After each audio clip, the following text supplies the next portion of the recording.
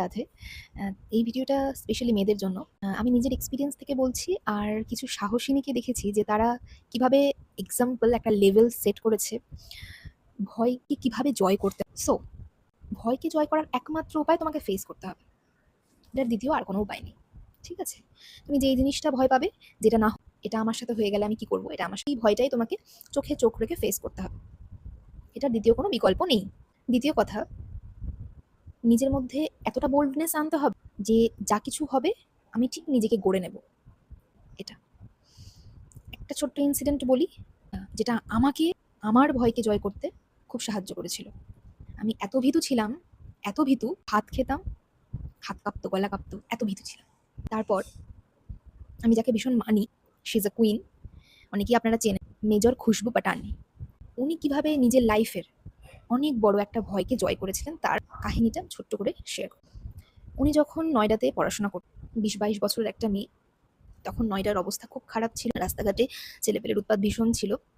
উনি একদিন মেসে ফিরছেন, উনি হাঁটছেন রাস্তা দিয়ে, আর যেই ভয়টাই উনি এতদিন পেয়েছিলেন, শুনেছিলেন যে কতটা ইপটিজিং হয়, ভয়ঙ্কর পরিস্থিতির সম্মুখীন উনি একদিন হলেন।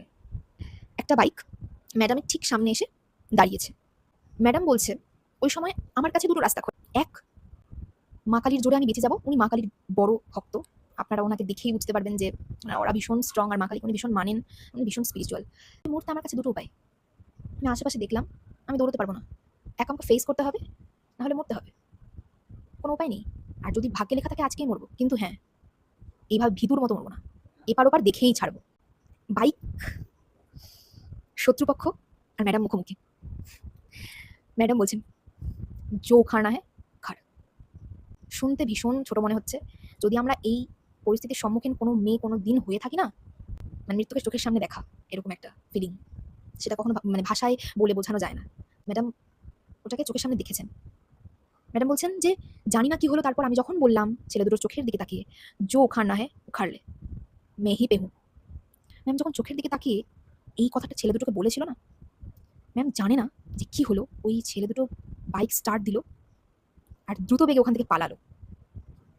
ম্যাডামের এই কথাটা জোশ টকে ম্যাডাম নিজে বলেছে। ম্যাডাম খুশবাটানি চ্যানেল আপনারা সার্চ করবেন, ওখানেও পেয়ে যাবেন, এই ভিডিওটা শর্টসে আছে। ভয়কে জয় করতে হয় এইভাবে, ফেস করুন, ফেস করতেই হবে, ফেস করা ছাড়া কোনো উপায় নেই। আমার সাথে একটা ইনসিডেন্ট হয়েছে, আমি এটার জন্য প্রচুর ভয় থেকেছি, প্রচণ্ড ভয়। ভয় কি, সাংঘাতিক ভয়, এতটা ভয় আমি ভাষায় বলে বোঝাতে পারবো না ওটা কোন লেভেলের ভয়। ভয়কে কখনো সেভাবে বোঝানো যায় না, ওটা ফিল, যারা ফিল করেছে ভয় কি জিনিস। আমি দেখছি আমি দিনের পর দিন প্রায় ১-১.৫ বছর সেই ভয় কাটালাম।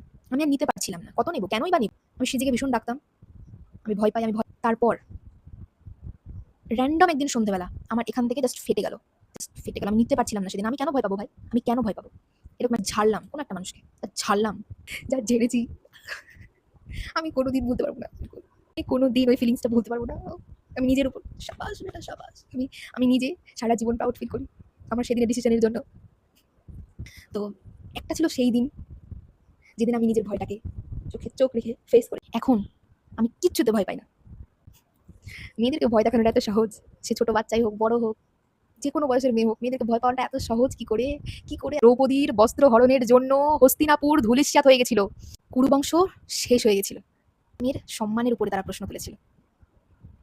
থিঙ্ক অ্যাবাউট ইট, জাস্ট মাথা উঁচু করে বাঁচো, ভয়কে জয় করতে শেখো।